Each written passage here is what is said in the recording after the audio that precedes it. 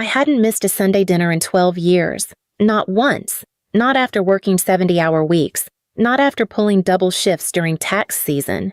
Not even after that winter I got the flu so bad I could barely stand. My mother, Linda, always said I was the dependable one. The daughter who remembered birthdays, who brought dessert, who showed up. That evening I drove the 40 minutes to my parents' house with a lasagna dish still hot on my passenger seat. I'd made it from scratch, the kind Dad Frank liked with extra cheese and no ricotta. The smell of garlic and basil filled the car like memory. That smell always meant home. Their porch light was on when I arrived, pale yellow against the dusk, the kind of light that made you think someone was waiting for you. I parked out front, careful not to block Greg's driveway spot. He was my older brother, always got the spot closest to the house. I climbed the stairs with the lasagna warm in my hands. A familiar rhythm. Left-right pause on the third step because it creaked. I didn't knock right away.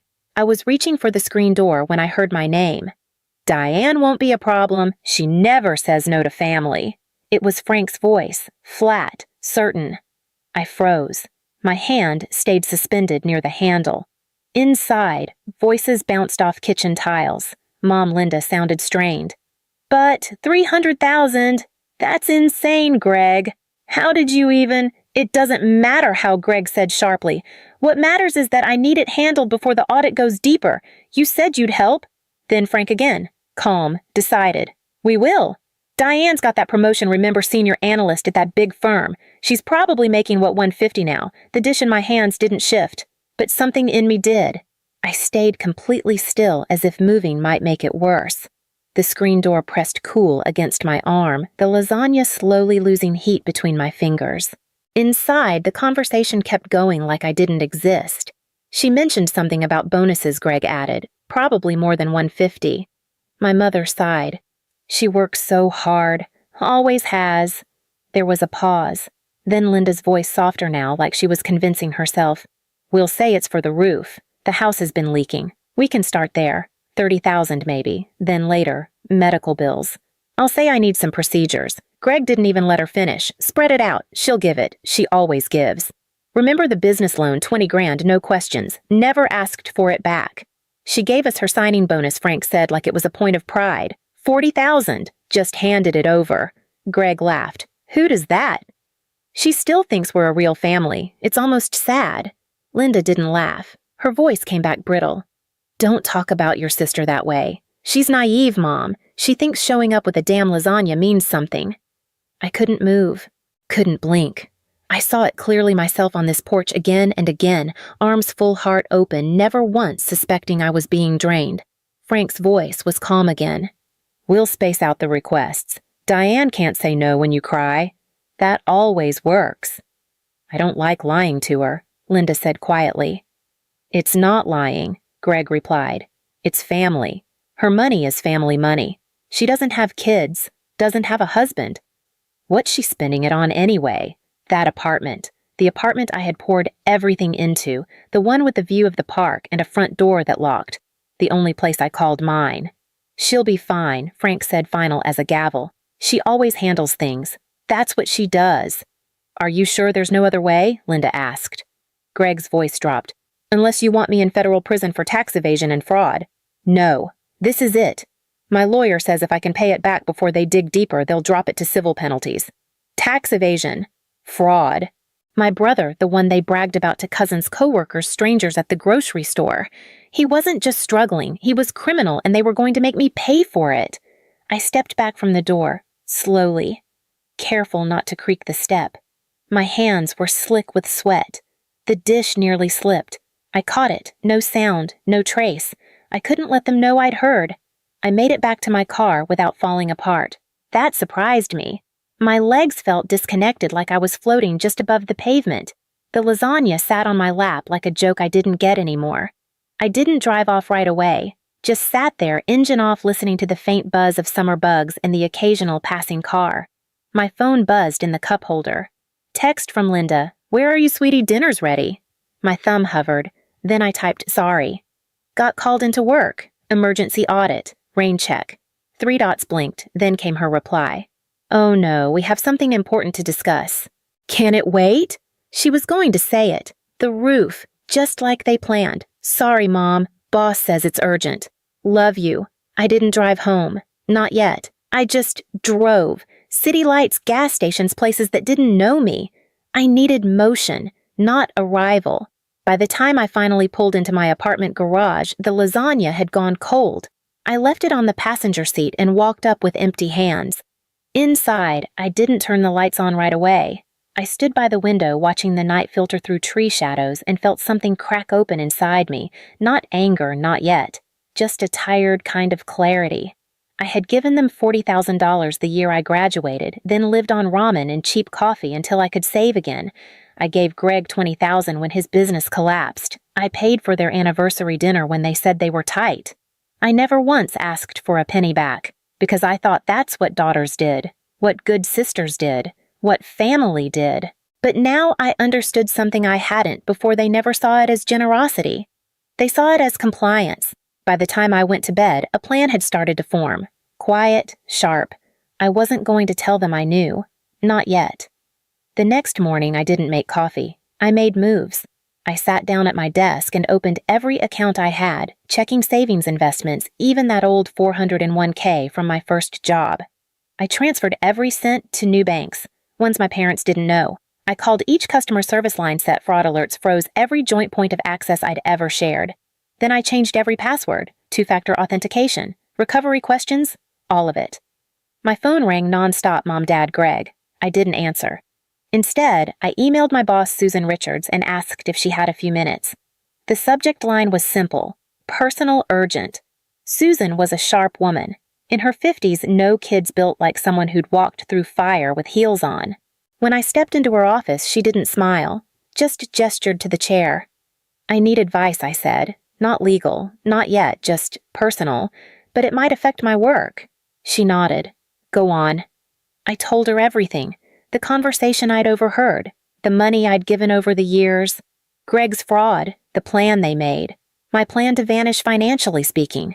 She listened the whole way through, arms crossed her expression, growing darker by the paragraph. When I finished, she leaned forward. First, she said, you're handling this better than most. Second, you need a lawyer. Not because you did anything wrong, but because they might try to twist that. Third, you need a record. Every dollar, every ask. Document everything. I opened the spreadsheet I'd started the night before. 5 years of transfers, dates, amounts, notes in the margin like Greg's emergency and Mom's medical bill. Susan whistled low. That's nearly $200,000. I didn't say anything. I couldn't. My throat felt tight. Then she looked at me, something soft in her voice now. One more thing. We've got an opening in our London office. Same title, better pay. And most importantly, an ocean between you and this mess. London, I repeated. You wouldn't be alone, she said. You'd have support. We'd handle your visa, the move, everything. I didn't answer. Not yet. But something in me shifted. That afternoon, Greg finally got through. I don't know why I answered. Maybe I wanted to hear how he'd spin it. Jesus, Diane, he said. Where have you been? Working, I said flat.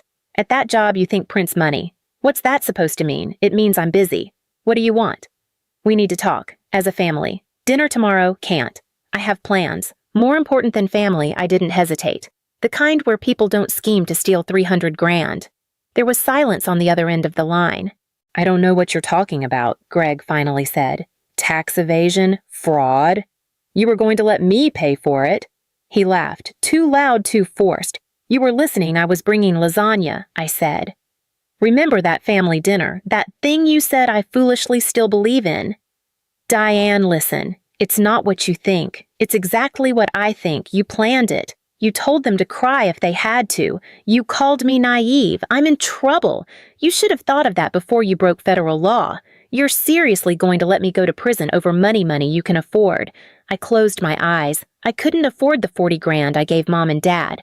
I couldn't afford the $20,000 I gave you. I couldn't afford any of it. But I gave it because I thought that's what family did. Silence, heavy, like he didn't know where to go from there. I'm begging you, he said, then beg someone else. I hung up. The texts started immediately.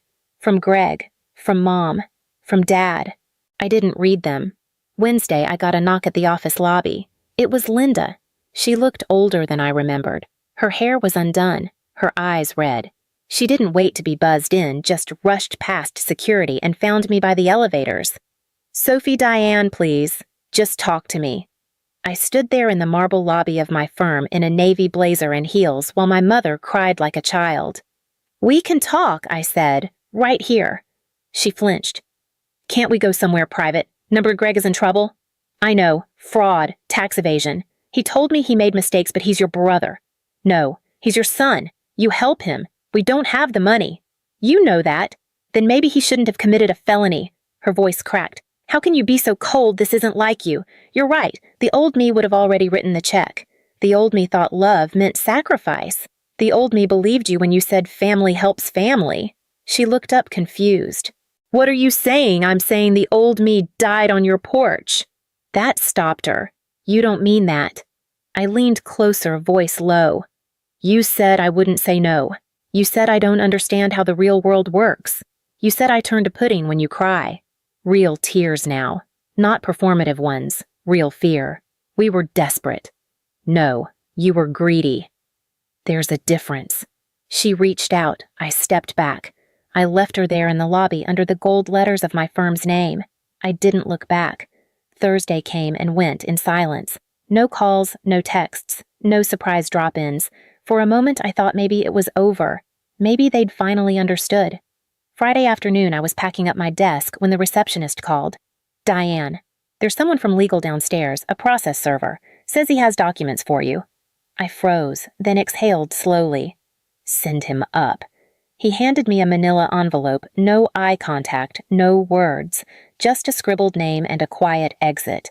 Inside, a formal complaint. My parents were suing me, claiming the money I'd given them over the years were loans, that I was now demanding repayment and had caused them emotional distress and financial instability by cutting off contact. It was absurd. So absurd I laughed right there at my desk. Not a sharp laugh, a hollow one. The kind you let out when disbelief finally gives up and lets exhaustion take over. They weren't just trying to guilt me, they were trying to punish me. I called the attorney Susan had recommended, a woman named Carol Kim. Efficient, direct. I scanned and emailed the documents. She called me back 10 minutes later. "They have no case," she said. "No contracts, no documentation, no written agreements. Nothing to prove any of this was a loan. This is textbook harassment. Can we counter?" I asked. "We could sue for damages, emotional distress, defamation." I paused. The idea didn't sit right. "No," I said. "I don't want their money. I just want them gone." There was a long silence on the line. Then Carol said, "Understood." I closed the folder, put it in a drawer, locked it. That weekend I started packing. Not just for London, for a life that wouldn't include people who saw me as a checkbook in heels. The movers were scheduled for Tuesday. All weekend I filled boxes with things I once thought I'd keep forever, cookbooks with my mother's handwriting in the margins, framed photos from holidays where I'd been the one behind the camera. I wrapped them carefully, then left most of them behind. Sunday morning, Greg called again. The number was unfamiliar. I picked up without thinking. "You're really going to let me go to prison?" he said. "I'm not letting you do anything," I answered. "You're going to prison because you committed crimes." His voice cracked. "I could lose everything. I already have," I said. "My family, my trust, my belief that you all cared about me as a person, not just a resource." Silence. "I was scared," he said. "I didn't know what else to do. You planned it. You laughed about it. You coached them on how to lie to me. I didn't mean to hurt you. You didn't think about me at all." He tried again. "Diane, please. I'm begging you. I already told you. Beg someone else. I'm done." I hung up, blocked the number. No more texts came. No more calls. They must have realized the door was shut. On Monday, I stood in the middle of my half-empty apartment and looked around at the life I'd built, every inch of it earned, every dollar fought for, every piece touched by people who now felt like strangers. I didn't cry. Instead, I packed my last bag, zipped it shut, and taped a note to the front door for the movers. London, 2-bedroom, facing the river. That night I slept better than I had in years. Not because everything was fixed, but because I wasn't pretending anymore.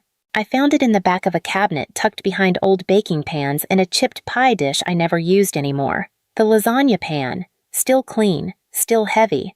The one I'd carried that Sunday night full of warmth and hope and cheese, believing I was walking into love.